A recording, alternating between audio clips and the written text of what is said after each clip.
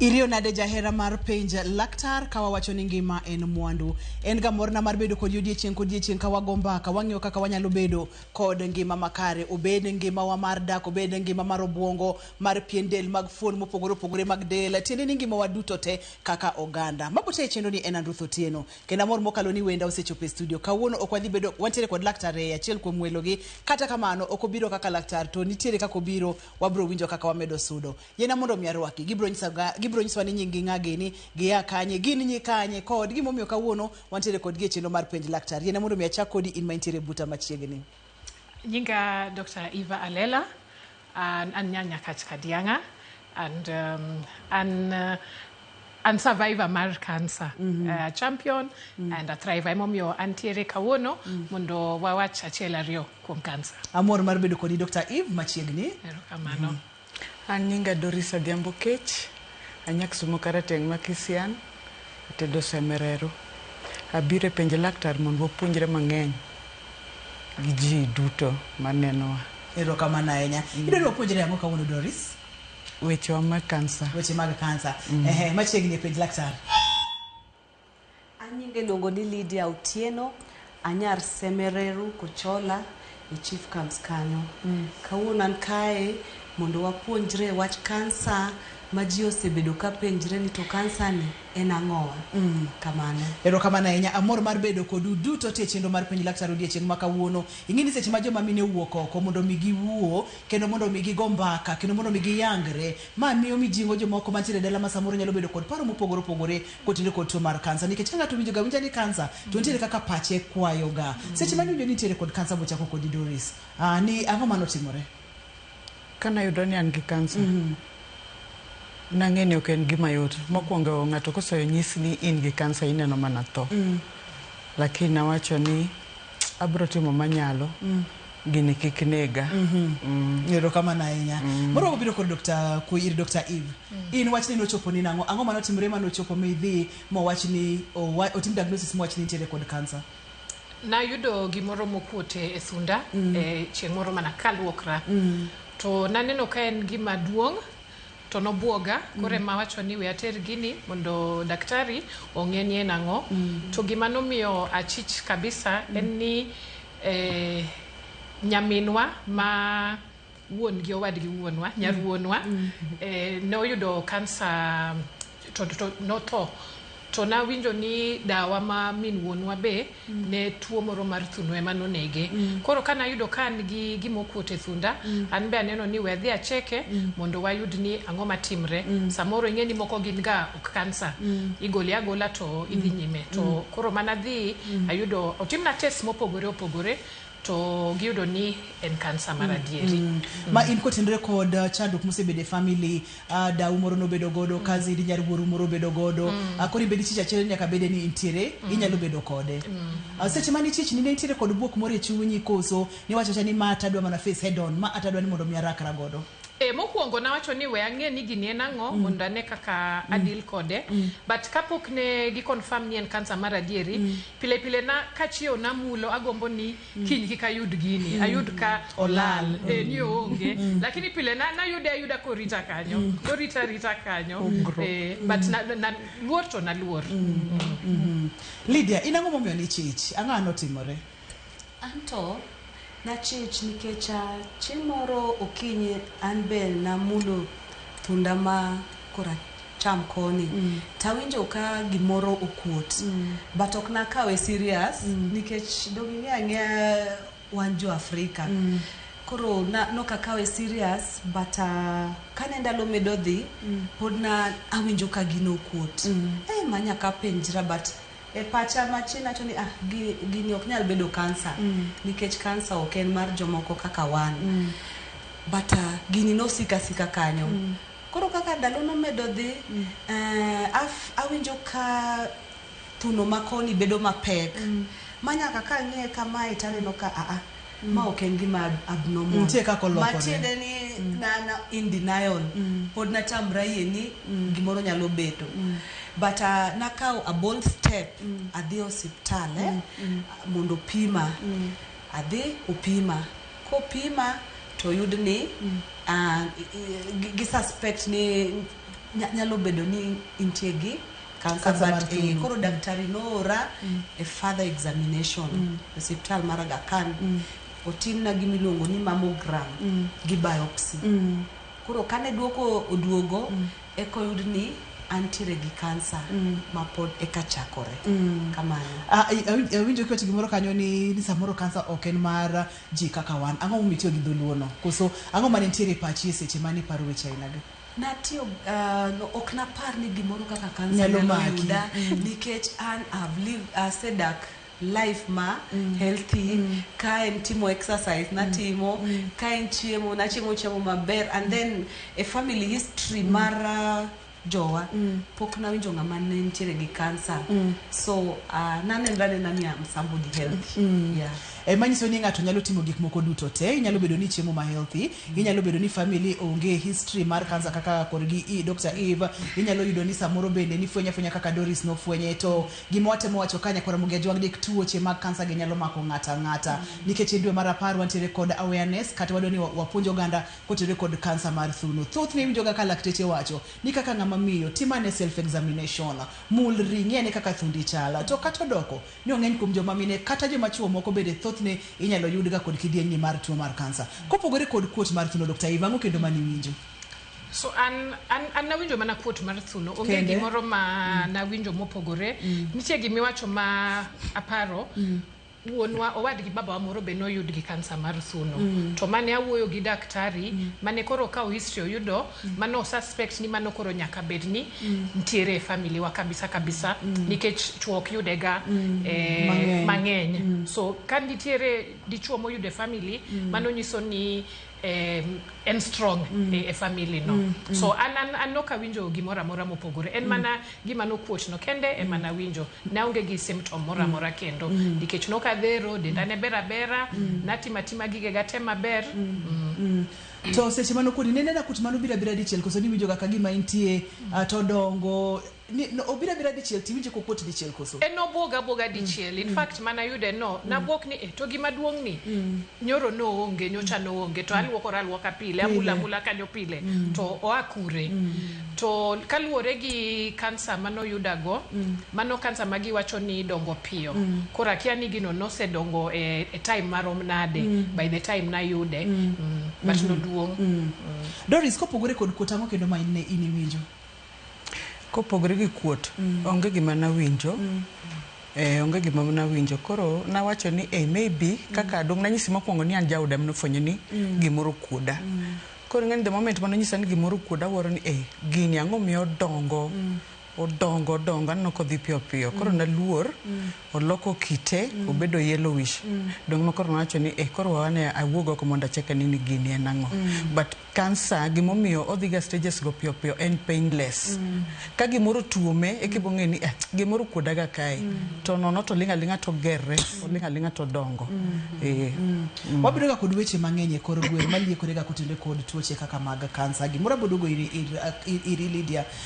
e seche mani dhi ir laktar mondo mi otim ni test moyude gikone ni en cancer ne nitiere kod ng'a mane siri ne nitiere kod jomage ere kaka ni yudo news ni kata kaka ni yudo wach mar ni nitiere kod cancer ni to ni kawe nade anto anyalo wacho ni ana mama motegno kana wuothe hospital nadhi hospital kenda kaka wacho ni ok nang'e ni onyalo bedo gimoro maduong but chieng' mana realize ni gini antiere godo na ginene na yudo chir akia kuma chir no ae awacho ni kain gini abo wuotho godo abo dhao kaka nyalo abo tiyo godo koro nakawe very positive but no buoga gie no buoga but gioko nacho ni we will fight yes gioko to gie nawinjo matek nikech kata kawuono kiwinjo cancer one cancer no ng'eni cancer then it all yes isebedo kode kuom thuolo marom nade Lydia nabedo diagnosed in 2023 and in May 2023 emanogol na tumor manitiere koro this is my second year I'm a survivor yes abudugo iri Dr. Eve wacho kaka ni seche ma ng'ato winje odhi buogi inyalo bedo gi chir kaka Lydia ne nitiere kod chirno to kata kamano ji duto te onge kod chirni ji duto te onge kod chir mar wuok oko mondo mi odhi e osiptal onyis laktar ni ero ng'e nago ni en ang'o ne mine mantiere oko maneno chendo ni ne wuone mantiere oko maneno chendo ni inyalo nyiso gi nang'o kotende kod dwe ni mar 10 mwatimo awareness wadwa ni oganda wa opuonjre kendo ng'e mathoth kotende kod kansa mar thuno. Gima nyalo wacho ni breast cancer koyud chon to othiedhre maber. So mano koro awacho ni kiyudo gimoro mokuot kata gimoro mopogore thuno idhi it doctor immediately mondo koro oyude chon mondo odil kode chon nikech the more imedo link kode eka omedo dongo to kaka omedo dongo no onyalo spread koro owuok e thuno onyalo dhi e organs moko kendo makoro miyo bedo koro thiedhe tek. Mano koro tiende ni idhi yudo thieth mapek to thieth mar kansa be ng'eni ok yot. Koro the more serious obedo the more omedo budho eka thieth be koro bedo mapek moloyo. Koro ber ka idhi as soon as possible kiyudo ka nitiere abnormality moro. Alafu ber ka okilingi gini nikech wuoth gi kansa en wuoth mapek. Idwaro ji machiegni kodi manyalo jiwi, manyalo miyi teko, kata konyi gi gik moko nikech seche moko iol idwaro ng'at manyalo kata ioro, ng'at matimo ne gik moko achiel ariyo. Koro ber ka 1 idhi hospital as soon as possible and then 2 iwuoyo gi jok mani kodi machiegni mondo giwuoth kodi. Tende ni anya Karamoge Jwang en gima nyalo yudo ng'ata iwinjo kaka ne Lydia wacho onyalo bedo ni oringe anyuola kaka Dr. Eve wacho samoro nyalo po ka ng'ato no ne mufwenyo ni kaka Doris ne wacho ma en jaode ema no fwenyo ne tende ni kapono no ni dak gi jaodi nya Karamoge Jwang en bende samoro nyalo konyi to kapono ni oyudi nitiere kode en wuoth marabora wabuka uyweyo ka waduogo to wabodhi nyime seche mwaka uyweyo no ka nitiere kod penyo mora mora ne Lydia ne Eve kachiel kod Doris tinyalo oronwa en namba wa mar SMS ma en 236 kik dhi mabor kik isud kata matin.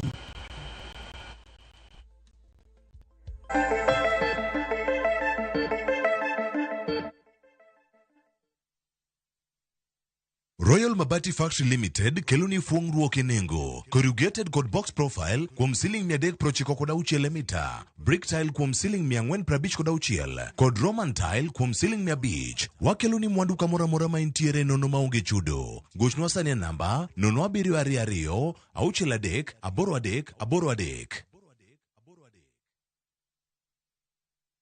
The ocean breeze carries laughter. The streets of Old Town tell stories. And Mombasa welcomes you with open arms. Wander through winding alleys, sip cocktails by the beach, and let the night stretch endlessly under the stars. This low season, Mombasa is vibrant yet unhurried. The perfect escape with friends, a romantic getaway with your partner, or time just for you. From only 25,900 shillings for 3 nights via SGR, View Travel makes your coastal story easy and affordable. Book today and spread the cost with Lipa Pole Pole. Visit viewtravel.com or call 0703 254 254. View Travel. Dream, explore, discover.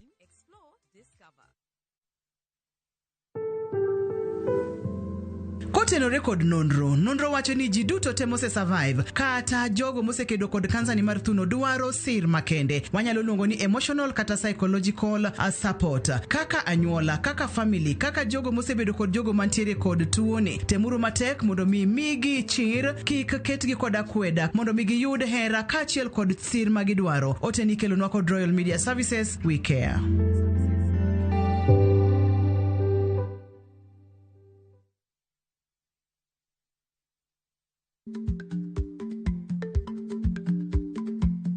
Jarik ni jamuod nyoyo gi goyo.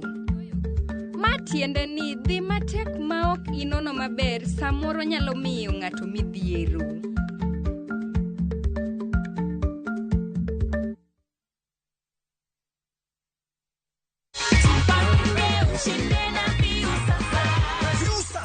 Ikishiriki kushirikiana na Inoro FM inakuletea roadshow moto ya Jipange na Viusasa Mashinani kuanzia Jumatano tarehe 15 hadi Jumamosi tarehe 18 mwezi huu. Tumejipanga kukuburudisha na kukupa nafasi ya kujishindia zawadi kemkem na mamilioni ya pesa, 50,000 kila siku, 500 kila wiki na grand prize ya shilingi milioni 2. Tunaanza safari tarehe 15 kutoka Flyover kuelekea Javine, Injinia, Mawingu, Meharate, Wajohi hadi Olkalao. Tarehe 16 ni Nyahururu, Kiamaina, maili 7 kwa Wajiko, Kanga, Mudhengera, Karandi, Tandare, Kinaba, Sipili, Olmoran, Rumuruti na Oljabed. Tarehe 17 Mairoinya, Wakungu, Daragwa, Jikaze, Makutano, Nairutia, Kiawara na Romoru na Nyuki, Chaka hadi Muiga. Na tarehe 18 ni Nyeri, Karatina, Kiagai, Kagumo, Kerugoya, Kutus, Kagio, Nguruvani, Makutano hadi Nairobi. Usikose burudani safi kutoka kwa wasanii Tony Young na Joyce wa Mama na watangazaji wako wa Inoro FM, Jeff Kuria,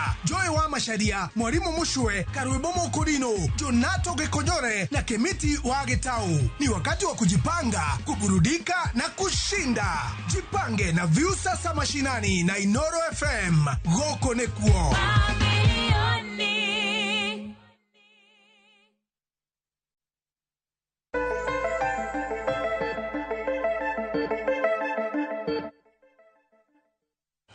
Machiegni kendo penje laktar kokalera Mugi TV ngima en mwandu kawuono wagwagwa mbaka. Wadwa ni mondo mi oganda waduto te ong'eni tuo mar kansa mar thuno onyalo mako ng'ata bende onyalo maka nyaka joma chuo. To kapo nono ni in ng'ama miyo wawachoga pile pile ni tem ga matek ahinya ka iseneno malo to itimo examination, self examination, imulori seche ma ine bafa imulori. Morabo chako kod Doris wawachoga wach mar mulruoka tok ka ng'ato seneno malo onego beni ng'ama miyo mulore na onego beni ng'ato timo self examination nango.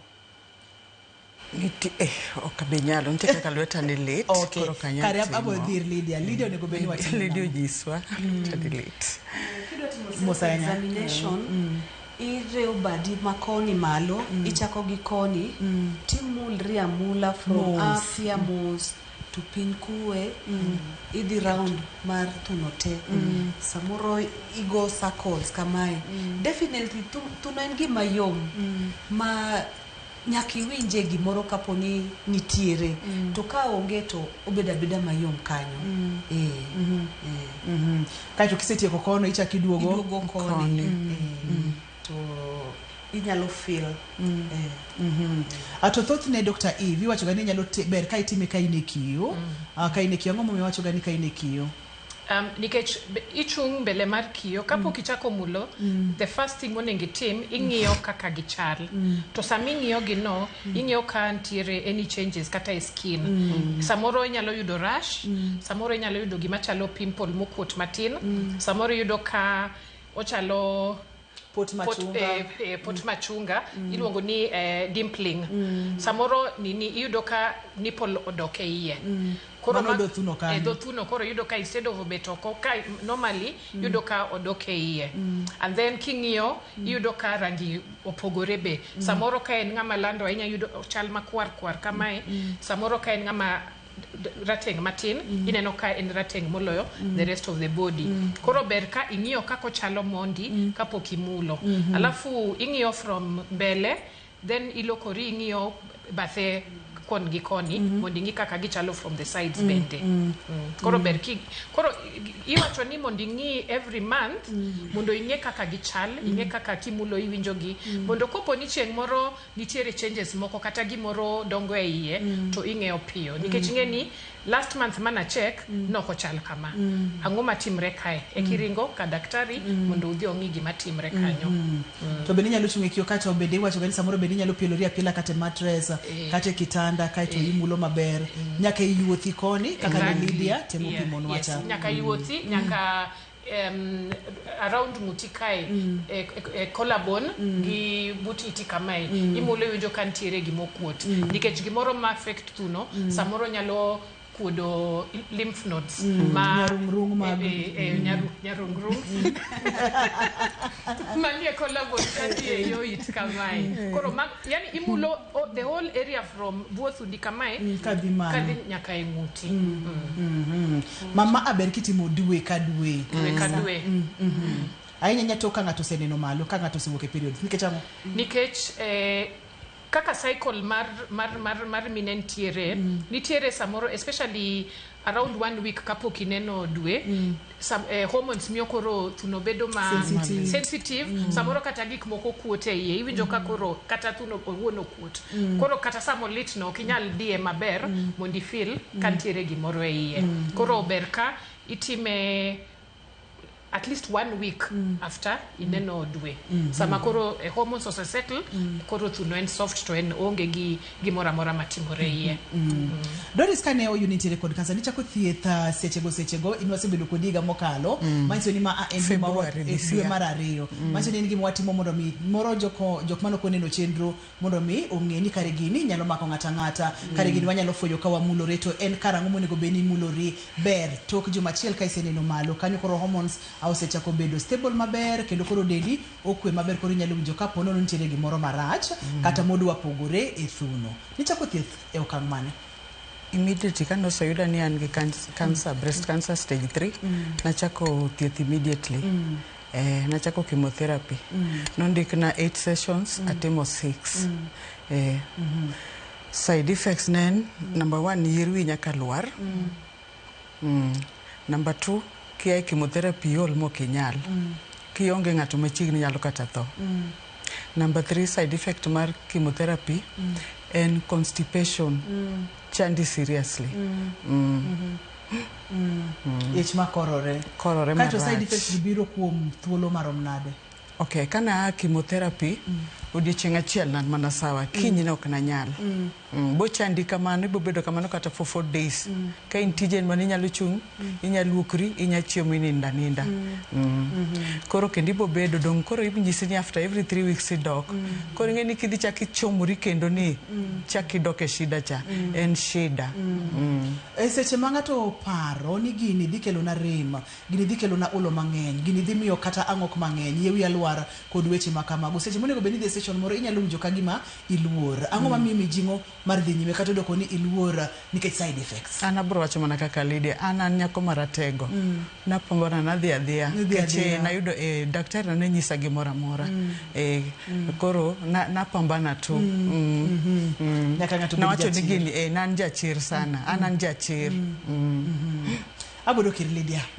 weche mag thieth weche mag thieth an kana sewinjo ni antiere gi tuono nan gi daktari maber nomiya treatment plan mara kaka obo treater to nonyisa ni the first thing wabo timo bro include surgery and then wadhi chemotherapy bas wadhi radiotherapy bas adhi hormonal therapy for 5 years igni abich koro mana kaka nowachono na dhie surgery to pare ni kapok na dhie surgery jachin besa moro biro ga oriore kapok onego donje osiepna moro osieko Lydia idwa mondo dhi winj rem e hospital rem manono ntiere ng'at malemo Uganda ka obo dhi lemo ni to gino bo ruma kamano mondo idong gi thundi maber iketo pala e dendi for no reason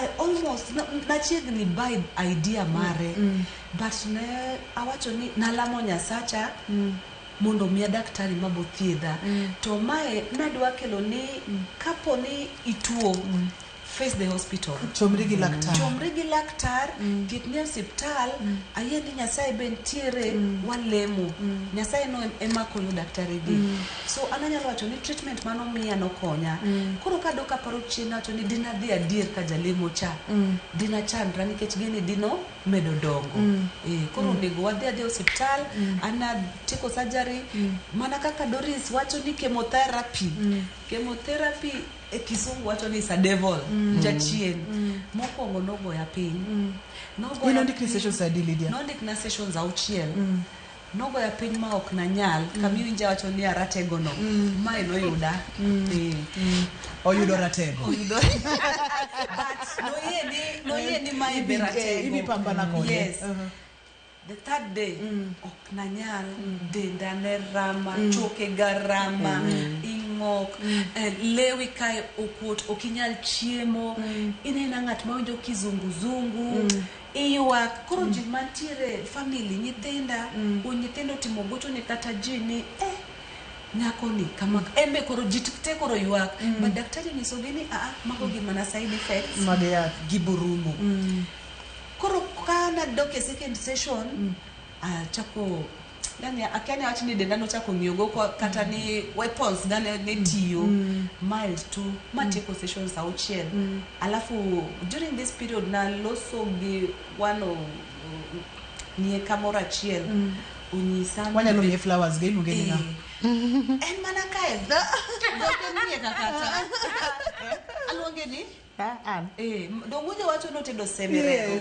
anan nyar seme she's the first one that I approached kana na winjo ni en bende itegi chandruok no ase ni Doris Anbe ase donje class no nongisa ni kiluor kai chiemo cham chiemo midwaro moderately in fact en mano nyisa ga gik machamo andino koloso koda dikoro sani samoro kata onge koro flowers wamiye Doris teneni nyaka koro jijiure ajiwa iwuondo ke wuoth mayot nyaka jijiure ajiwa no nidhi e kemo tok surgery bang' thuolo marom nade ka osedhi oyangi kaeto obet nango bang' thuolo marom nade ni chango maber kokichako sessions mag kemo koso no bedo nango koso koro ne gidhi adhiya gimakore amaka gidhi ogimakre ana nyalo wacho ni nabedo gi hawi nadhi e surgery motim maber kaka wacho ni nayudo daktari maber manokonya surgery otimo kuneno complications ogola tumor no egimo miyo winjo wacho ni dhiuru chon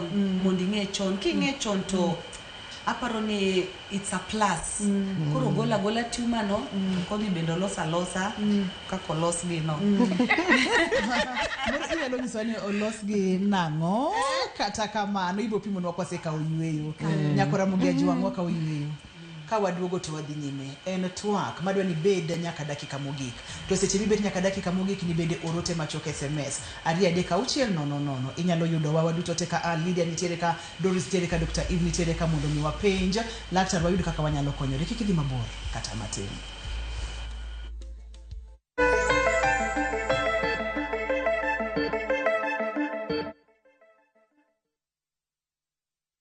Na to kori winjo kika winj kucha koluonga ni mbabas nikech koro uneno kan gi pesa moro matin. View sasa ndio nyumbani kwa the best local dramas. Nataka ripoti ya Hansi pamoja na mkewe. Comedy za kuvunja mbavu. Telenovela bora zaidi kwa lugha yako. Anaere ainya Prita. Tokendo kimora mare wi mora. Na sasa una nafasi ya kushinda zawadi nono ndani ya promotion kubwa ya Jipange na View sasa. Shinda 50,000 kila siku, $500,000 kila wiki na grand prize ya 2 million shillings. Wow.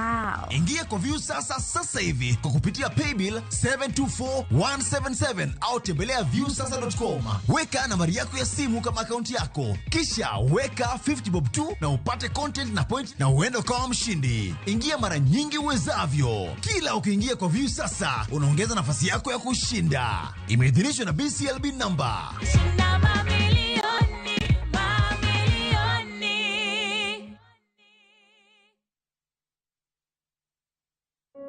Unaona vile unajituma, unajikaza, form saa zingine hazivani, una feel ku give up, una try other ways, at least uone kama uta make it.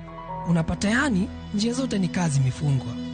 Wacha ni kushow my friend, usi give up, jaribu tu kujikaza, jitume kabisa. You never know, day itakucha na everything will pay. Utaona kama ni dream tu ulikuwa nayo, lakini itakuwa reality ya kuwa siku yako imefika. God nae haizi kuachilia. Ikifunguka, imefunguka. Man, trust the process. Dial *811*707# to get Trust the Process as your Skiza tune.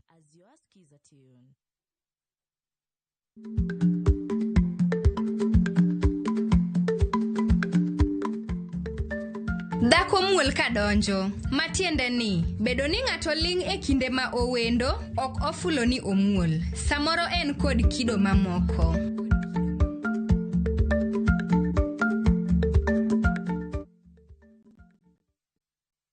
Mar thieth Edan Duale kod jaod bura Anthony Kibagendi ewi chenro mar okumba mar thieth mar SHA. So already that shows that it is not clear what we owe. Wasu can never be confused. Wasu knows the figure. Whether we call for these reviews and so on and so forth, figures never lie. Doho ema koro dhi chiwo wach mogik ewi chudo jotije mbalariany tok winjruok osebede kind Wasu gi migawo mar somo. When you generate from a long distance away, that distance is the one, the longer the distance, the higher the losses that you are going to incur. Kambi mar Kenya Power oyango ni gilalo bilion 5 higa ka higa kaluwore gi kethruok mar sitima.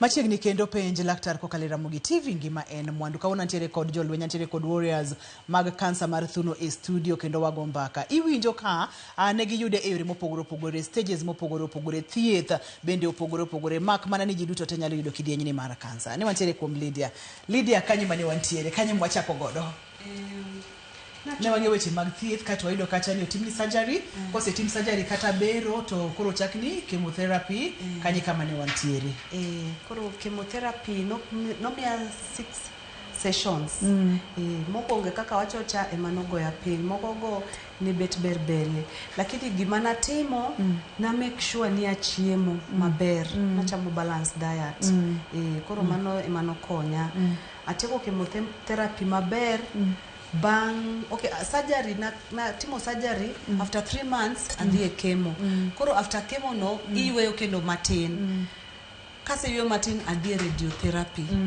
radiotherapy kae iteri e machine idonje machine to iketo liet mamalo gichwado cells me cancer go liet to kibiwinjo but nitiere kaka gi chwado cells go mondo otho koro natimo cycles 21 sametime winjo kizunguzungu but kaka wachocha kana seyudo ni awuothe wuodhno nabedo jalweny nagora agora nanjo ka daktari wacho ni sama indigi ni you need people around you yes you need people around you but anyalo wacho ne jok ma neno chenro ne kata man gi chando kata ka intie gi ngat mantiere gi tuoni yes tem konye encourage alafu kata ka ine mantiere gi tuoni bet ngat motegdo kiki bet ngat madhere kawa iring kode an naringo kode an kata hospital nadhi mana kenda adonja ithiedha kisethiedha to adoke ot to mano nomiyo ne miya mor ne wacho ni pod ategno kara nyalo timo gik matimo koro kasetieko radiotherapy igni the following year ne 2024 iga mokalo koro iga mokalo adhi gimiluongo ni PET scan koro timna to yudni an cancer free amen koro kano yudni an cancer free to na gone rothero kamano achako bedo ambassador advocate about cancer awuoyo gi jomoko nyisogi and many other things ka iwinjo ka Lydia mulo kar PET scan kanyo mano bede ni wasebedo gode chenro mar penj laktar ka kani wang'eyo kacha kidienje mopogore opogore mag thieth ni PET scan en ma itimo nade ntiere kaka iketie machine to ing'iyo fuoni duto te mag dendi po nono ni osewuok kama ne ntiere chamo ringo modhi kama chielo itimo ma mondo mi daktari obed kod adiera ni gini kaka ne wagole chapok no ringo modhi kama chielo Dr. Eve yena mondo mi abiri weche ni mag thieth safachi mar thieth kaka chal kata kaka ne chal Koran after notim na negi confirm ni angi indeed ntiere cancer. So daktari be omia treatment plan mara. So nachako gi surgery and bende ogol lamp no manoput no and then gigolo lymph nodes moko e yuotha makoni nikech mano test magitimoga mondo ging'ika samoro nini cancer odhi ochopo kanyo. So mano itimo sama in mana e surgery bed kanyo gigolo to giringo pio ging'iyo mondo koro ging'e kaka giboendelea gi surgery. To koro kane giyudo ka poko spread kanyo then gitwanga gitieko. So an mara wacho ni sami mulo thuno imulo all over nikech mara nokene thuno kae nen malo kae. So emomiyo sami mulo kimula ka kende mulo all the way kidhi malo kamae. Koro ka osetim na surgery no omia 6 weeks to recover from the surgery. To ndalono bentiere exercise monengo ng'ato tim nikech kaka negi golo lymph nodes kae nitiere nerves mane obedo interfered with sama ging'ado. Koro ka oki move body bro moko yudo ka veins where luonga ni veins omakore koro leche omakore koro lweti moko okinyal tinge malo kamae. Koro exercises matin mitimo pile itingo badi malo itimo round kamae mondo I maintain mobility ni. So during that time magwegi exercises manatimo then koro ka 6 weeks oserumo koro adhi chako kimo. So the first day madhi kimo no nasobiro wuoyo koda kapok omi yath kimo imi yedhe moko miluongo ni pre-meds magi koro bro minimize side effects ma kimo nyalo kelo. Ntiere ma prevent ng'ok ma especially mano. Then koro kose mia pre-meds oketna kimo no then kasetieko kimo adhi ot koro anondik na 8 cycles. So every 3 weeks nadhi to anan ne jaoda gi nyaminwa ne gidhiga koda koro ka support koro ka gise weya ma oseketna osechak kimo gidhi gibet kamoro girito gibiro gicheka then sama setieko to koro wadhi ot together. So gima fani the first day manatieko kimo no ne waluor nikech wakia gima dhi timore. Koro jinonge ni mae samoro inge kaka waneno ga movie ineno ka joma nigi cancer ging'ok to giol to gitimre nade. Koro an sama na chopot nan gi energy moro ma koro an ma agolo gik moko e fridge maluoko fridge aluoko jikon ma koro nyaminwa gi jawda ging'iore koro later on nyaminwa wacho ni ne penjo ni kwani kimo ketho wi nyakoni nikech negi expect ni an ng'ama koro ok nyal to kare ntiere yath achiel manomiya mamiyo ibedo hyper one of the pre-meds.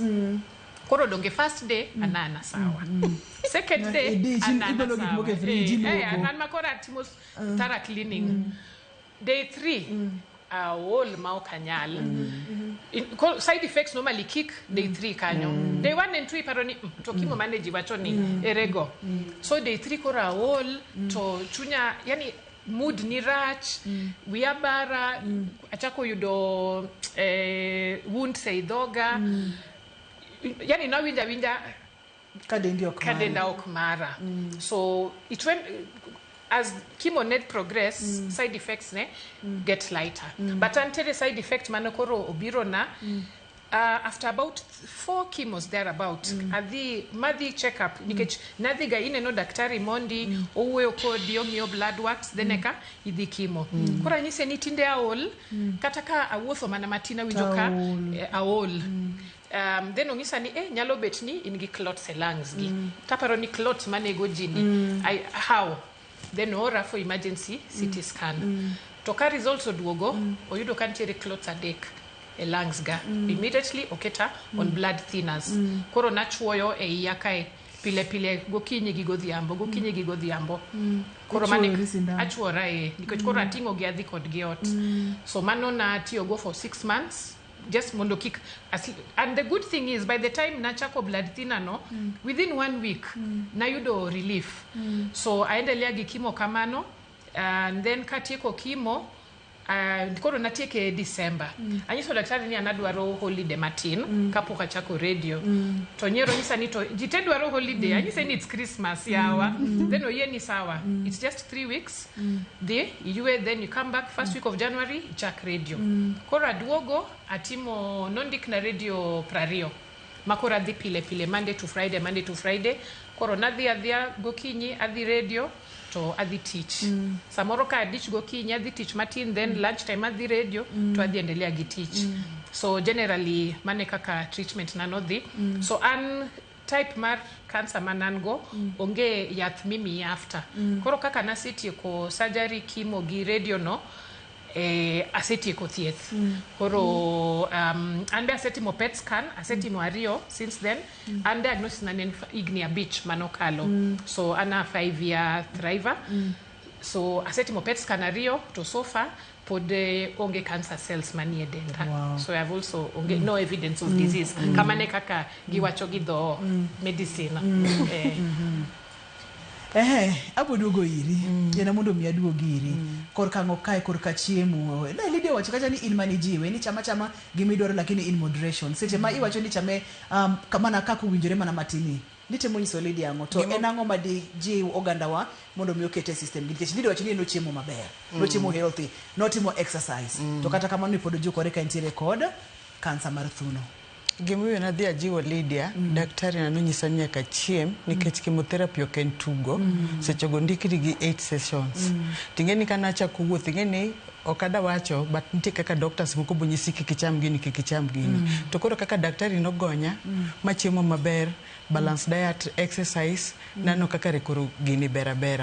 Matimo chemotherapy go matieko, anapogra kodute, anachako gi chemotherapy, atieko, adhi surgery, ogol thuno, abedo 1 month, achako iluongo na radiotherapy, ondik na 16 bed atieko. After kanyo, ayueyo kendo matin, adhi atimo PET scan, to yud ka an cancer free. Ma en the 3rd year. To ignedegi ang'o mitimo? Ntiere thieth moro midhi godo nyime? Adhi, anyiso na pogra gi jog, nikech an poda muonyo yath. Nonyisa na bomuonyo for 10 years. Oh, iwacho ni muonyo higni 10? Imuonye pile? Pile. Yadhni be nitiere gi side effects? Entie godo. Yadhni to timo ang'o? Doris? Yadhni omedo nego cells make otimo ang'o idendi ka muonye ga seche moko abunjo kizunguzungu alafu seche moko bende ka kosoga muonye kata 2 days no ka badani kuot ineno ka okuote manyisi seche moko moka nya inua kaka sano moko koni time nango iwange kosiweya mochako doge wange awega modoge wange teneni en wuoth mapek en wuoth mapek Inyalo neno ni gi ler gi beyo kendo ng'indisore en sura mar chir. Gimomiyo gibiro e studio dichieng' ma kawuono mondo mi oganda wa mijing'o ni inyalo yudi kod kansa ni mar thuno e dwe mar 10 ka ato nyaka ang' irwak lep chir mondo mi ekiked kod yo makare. Abodugo iri Lydia. Iyudo ni seche ma ji nitiere kod gweng' ji bedo ga kod weche mopogore kaka mani mondo mi idhi ir jalemo yedhe mag kube kod weche makamago. Ang'o kendo misewinje kod gweng' kotenore kod tuoni mabende ok idwa ni ji odonje? To kata kamano unyalo yena mondo mi akaw simu tere ng'ato man gi penjo. Hello, penj laktar. Machiegni? Awinji machiegni? An gi penjo moro. Na nyuol machiegni 2 months ago. So chieng' moro achiel kanya po mana ka luok rajuo matek kama ika munda juo matek kan kiro. Iwinjo ka gimoro tek? Chieng' moro achiel ka luokora. So kona arenga dhi hospital. So miya yedhe moko muonyo lakini nokodok. Kairo bang'e no gini kona adhi ago picha. Koro kadhi e picha to picha ogolo ni gimoro kanyo lakini nokone gima nomolo nyadok kende gima go mana loko size mag ng'ama nigi loko gima dok kende. Koro akene nyadok kende kusakene atim nang'o picha nogolo ni gimoro matek kanyo ikone mago ng'ato nigi to gigo timore ga dende nigi gik moro mor. Koro akeni yo nyalo advice nang'o daktari. Intiere kanye? Antiere Nairobi. Erokamano ahinya. Ng'ama dhi duoko penjo neno? nonyuolo dweche 2 mokalo to tok mano ka gimoro tek e thunde odhiogo picha. Uwinjo penjono, ng'ama dhi konyo waduoke? Duoke. Nitiere nyako mane a support a few years ago, en be en gi case machal kamano. En be nonyuol to yudo ka gimoro ochako kut e thunde. The first time manodhi onyise ni mano chak. Then doctors ne dismisse nikech be notin nen gi higni 23. Iwacho ni in nyako matin ok inyal bet gi kansa. Gini omedore ma eventually ka odhi mo wacho ni ok owuoge hospital kapok gicheko oyud ka en gi kansa. Ok awach ni ng'ama ok wacho ni en kansa, en mana ranyisi. But ber ka odhi ong'ini gino en ang'o exactly.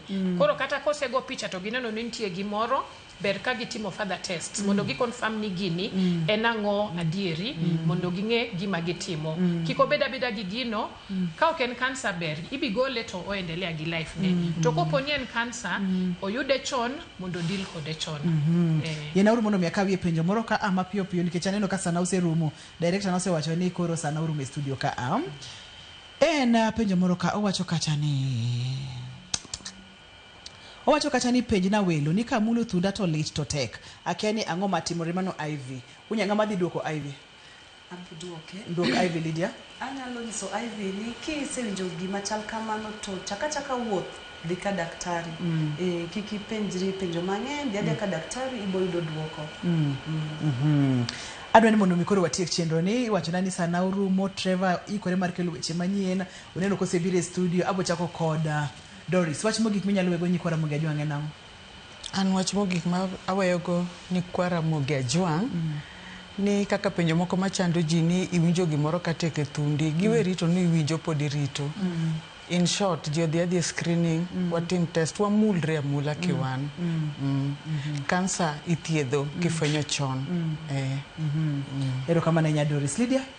Anyalo wacho ni tuo health issues nyalo mako ng'ata.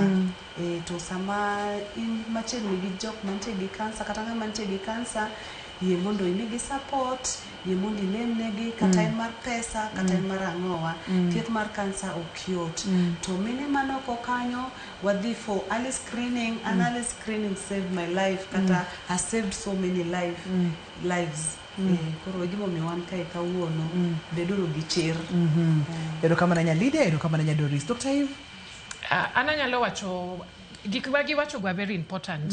Dhi ka daktari and then itim continuous screening. To mogik ni kikiling gi gimoro.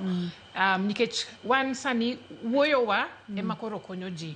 An mana bedo diagnose ne ji ok wuok kamae. Tinde ji ng'eny ji wuoyo to konya to wan be wakonyo ji. To moloyo adwaro encourage especially partners ochung gi partners gi nikech an jaoda nochung koda sana. All tests yani no dhi koda hospital every time. To family na be no chung koda, osiepega no chung koda. Koro kai nitie ng'at moro amora around you ming'e ni go through this. Bed kode sire mie teko. And then also wawe bedo wach ni wajuaji. Nikech tere jok mong'eyo mang'eny moloyo wan ma wan wasewuotho e jani ni magibiro gi ideas mang'eny mopogore maonge gi evidence ma ok scientific. Kaka mage? Samoro ng'ato nyalo nyisi ni nitiere fruit moro ma wawinjo ni nego cancer cells. Jo cancer te koro ringo wadhi ngara wadhi manyo fruit moro. Aya, sijui nitiere ng'at moro kanyo malo sango jite koro nikech it's desperate. Idwaro temo everything. To watema wabed joma beyo. Wamiji wabed positive, wa encourage ji, wamigi strength to wawuoth kodgi. Amor kenda duko nwero kamano makende. Un mine mantiere kod chir mang'enya, untiere kod hera mang'enya. Emomi ubiro mondo mi upuonj oganda kotenre kod weche mag screening, weche mag support mar family, weche mag thieth side effects, kaka ji nyalo overcome, kaka ji nyalo wuotho kanyakla, weche mag wuodhni kanyakla kod chir. Ne Lydia adoko nero kamano makende, ne Doris erokamano mathoth, kachiel kod Dr. Eve adoko nero kamano makende. Ne oganda wa moketo studio ni obedo kaka intiere ni jogo mochung' ne weche mag picha, duol kachiel kod taya adoko ne erokamano mang'eny mokalo. Ne director na Alex erokamano ahinya, kachiel kod producer na Perpetua kawuono gikonyole kod Lorina erokamano mathoth. Ne in jahera mar chenro mar Penj Laktar. Dichiel dwe ka dwe nyaka imulri timuluru chakre malo kadhi nyaka kuonde mopogore opogore e ng'uti mondo mi iwinj kantiere lokruok. Kantiere lokruok, dhi mondo mi timri nade? Ani luonga ni Ruth Otieno, nyaka kendo odiechieng' machielo, oriti uru masani.